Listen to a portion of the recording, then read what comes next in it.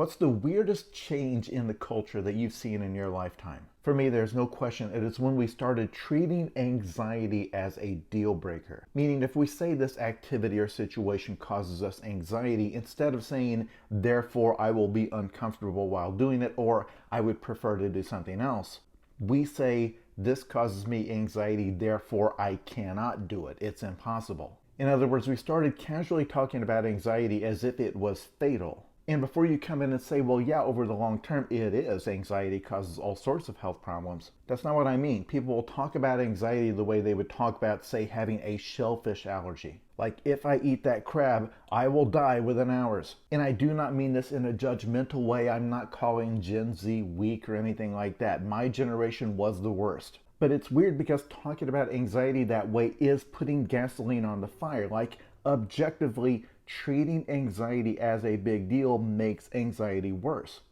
One, because it is objectively scientifically true that exposure to situations lessens the anxiety, especially social anxiety. So much of it is unfamiliarity with certain situations, where the more you do it, the less unfamiliar it is, and so the less scary it is. You worry that you're going to do something cringe in a social setting, but if you're in enough of those situations, you realize that everybody is cringe and it's fine. And then the second problem is that by treating anxiety as a big deal, that makes the anxiety worse, because you're acting like the sensation of anxiety is the end of the world rather than just an irrational response from your nervous system. Like, the process of overcoming it is the ability to step outside of it and say, this is something I'm feeling, but it doesn't matter. It's okay for me to have this feeling because it's not fatal.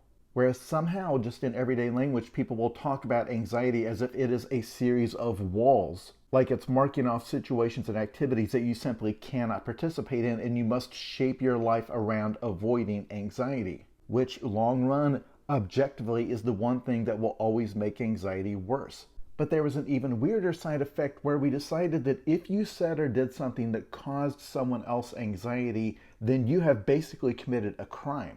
Like, instead of just being an everyday part of interaction, this is a form of abuse, of violence, which just adds to the cycle, because now you have that fear of causing someone else anxiety to add to your anxiety. Things as simple as sharing an opinion you think that person doesn't agree with. You're not just wrong, you have caused me anxiety, which is the same as inflicting a wound. In other words, once you start treating anxiety as the end of the world, everyday life just becomes impossible.